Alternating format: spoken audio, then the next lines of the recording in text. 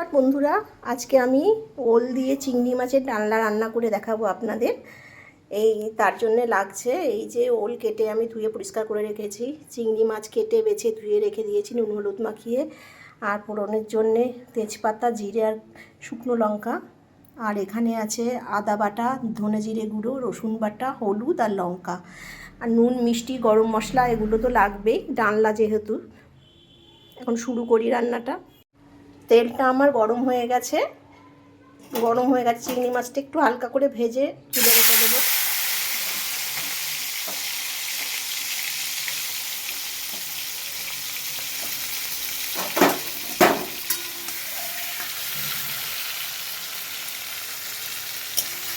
চিংড়ি মাছগুলো একটু ভেজে নিই।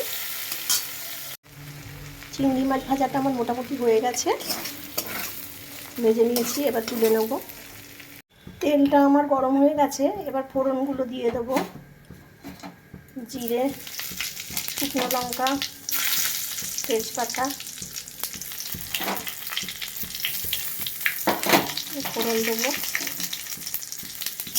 ফোড়নটা ভাজা ভাজা করে তারপরে ওলটা দেবো।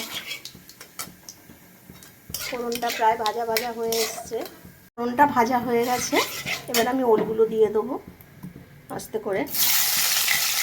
ওলটা সুন্দর করে ভেজে নেবো। অনেক ওলের সাথে আলু দেয়, আমি দিই না, আমি ওল শুধুই করি। ওলটা ভাজা ভাজা হোক, এবার ভালো করে ভাজা ভাজা হয়ে গেলে তারপরে মশলাটা দেবো। ওলটা ভাজা ভাজা হয়ে গেছে, এবার মশলাগুলো সব রেখেছিলাম, মশলাগুলো আস্তে আস্তে সব দিয়ে দেবো। আদাটা দিলাম, রসুন, লঙ্কা, কাঁচা লঙ্কাই রান্না করি, আর ধনে জিরের গুঁড়ো আর হলুদ।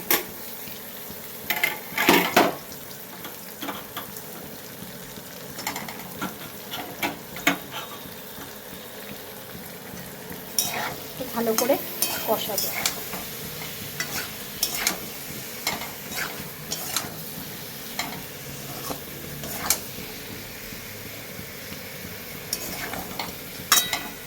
ভালো করে কষাতে হবে, কাঁচা মশলার কাঁচা গন্ধ যাতে না আসে। নুন দিলাম, নুনটা দেওয়া হয়নি, নুনটা দিলাম। মিষ্টি দিলাম, চিনি আর কি, চিনিটা দিলাম।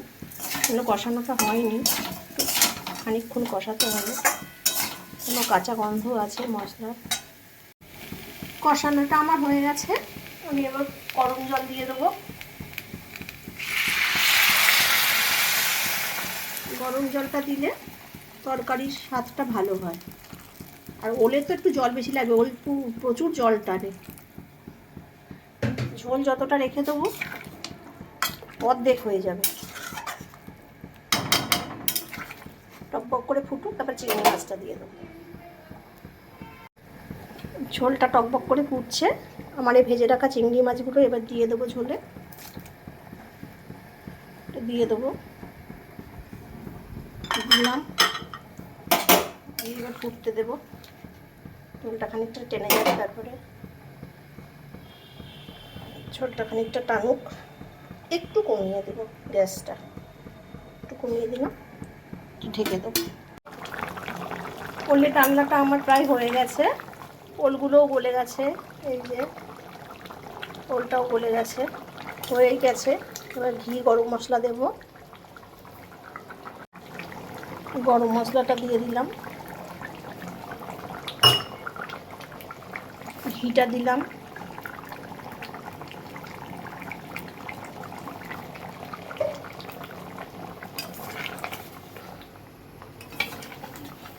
ঘি, গরম মশলা। এই ঝোলটুকু রেখেছি, এই ঝোলটা থাকবে না, ওলে টেনে নেবে, ওলে ভীষণ ঝোল টেনে নেয়, এইটুকু ঝোল থাকবে।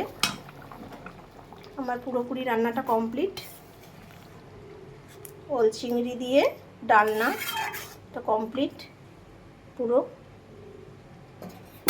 আপনাদের ভালো লাগলে আপনারা এটি লাইক দেবেন, আমার পেজটিকে সাবস্ক্রাইব করবেন।